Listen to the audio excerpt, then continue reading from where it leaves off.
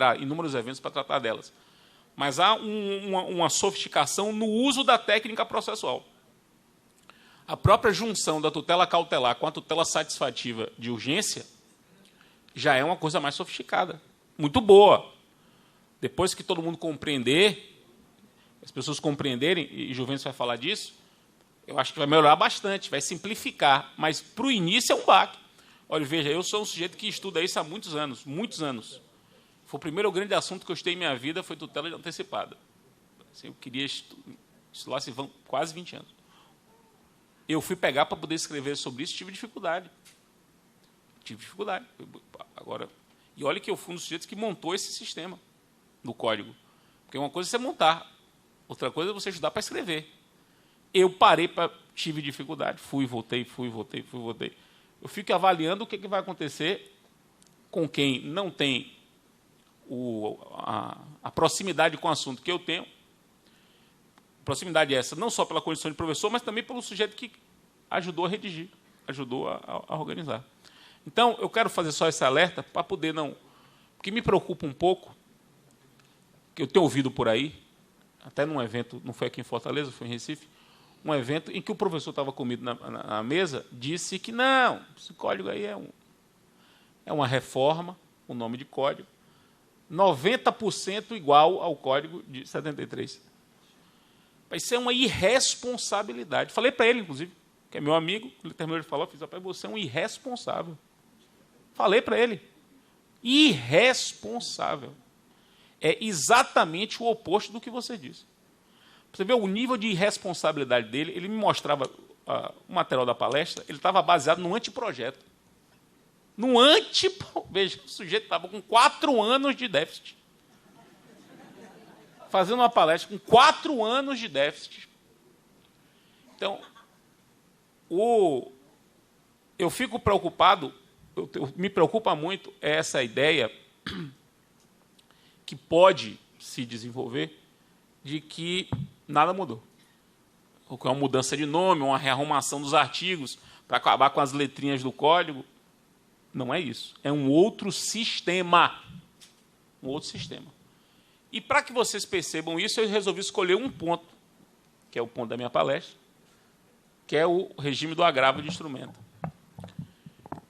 que é completamente diferente do sistema atual. Mas, veja bem, é completamente diferente. Bruno falou sobre ele, falou a respeito do fim do agravo retido, e falou com muita esperança de que a coisa vai melhorar. Essa ideia, esse modelo da recorribilidade das interlocutórias, tal como ficou no código e que eu vou falar para vocês, esse modelo é um modelo realmente que foi construído pela comissão de juristas que fez o anteprojeto. Bruno, Paulo César Pero Carneiro, Tereza Arruda Alvim Vamber, ministro Luiz Fux, eles montaram esse sistema. Na Câmara dos Deputados, não havia condições políticas de a gente não acolher esse sistema. Não havia. Eu acho que nos membros dos juristas da Câmara, só um gostava disso. Todos os outros eram contra. Só que a gente não tinha como mudar. Não tinha, porque era uma pedra, era um ponto meio que chave, uma cláusula pétrea do projeto, imexível, usando o adjetivo historicamente ligado ao ministro Antônio Magre, imexível. Então, a gente não podia alterar. A gente tentou aperfeiçoar. Fizemos várias mudanças para tentar dar naquilo que a gente entendia, né, uma aperfeiçoada. Nenhuma dessas mudanças foi acolhida na versão final do Senado. A versão final do Senado foi exatamente a versão inicial do Senado. As mudanças que nós havíamos feito na recorribilidade das interlocutórias, todas foram rejeitadas na redação final. Então, eu fico muito à vontade, embora seja ele um filho meu, eu sou filho, mas não sou, é meu filho, mas eu não sou cego. Eu fico muito à vontade para fazer uma palestra, e vocês vão ver, crítica a esse modelo. Eu queria até que Bruno estivesse aqui para poder ele ouvir. Veja, paciência, não tem o que fazer, está aprovado.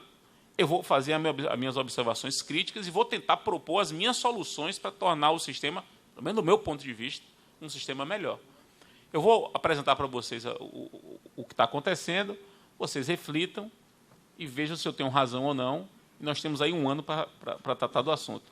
E peço a atenção dos meus queridos amigos desembargadores, porque eles que vão definir isso no final das contas, porque isso é um problema do tribunal. É agravo de instrumento, para os juízes isso é um pouco relevante. Ora, para o tribunal, isso vai ser o dia a dia. Então, o tribunal tem um ano aí para definir, meio que internamente, o que a gente vai fazer a partir de 18 de março do ano que vem. Então, vamos lá. O que o código, qual foi a opção do código?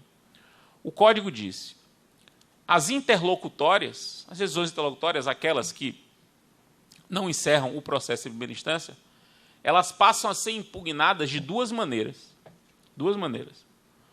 Ou você impugna a interlocutória por agravo de instrumento, e, portanto, é uma impugnação imediata, como se faz hoje em dia. Saiu a decisão interlocutória, você já pode recorrer diretamente ao tribunal por agravo de instrumento. Só que aí o código estabelece uma lista de decisões agraváveis. Uma lista de decisões agraváveis. 10 incisos, com uma lista de decisões impugnáveis por agravo de instrumento. Daqui a pouco eu vou falar dessa lista.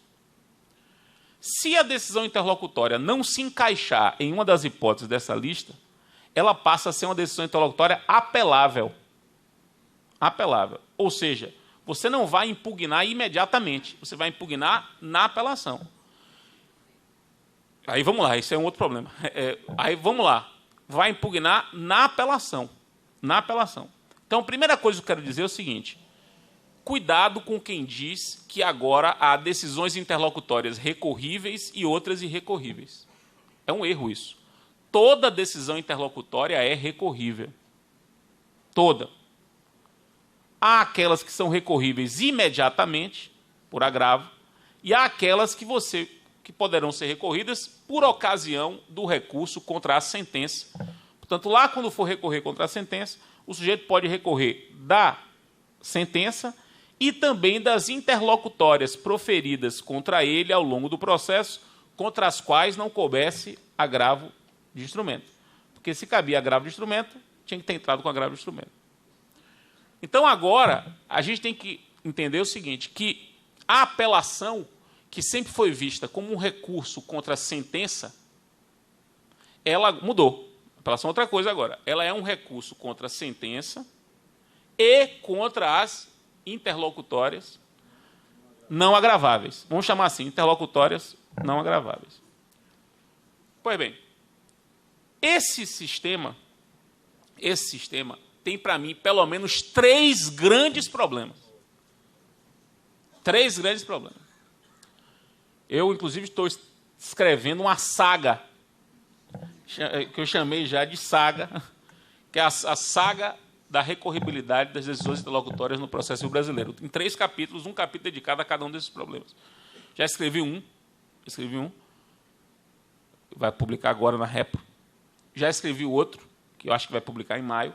E o terceiro, eu ainda estou pensando, mas eu vou apresentar para vocês aqui algumas ideias que eu pretendo defender nesse terceiro episódio. Estou chamando de terceiro episódio, episódio 3. Porque foram os 3 primeiros problemas que eu identifiquei por enquanto. O primeiro problema é o seguinte, vamos a ele. Vamos falar, então, das interlocutórias apeláveis.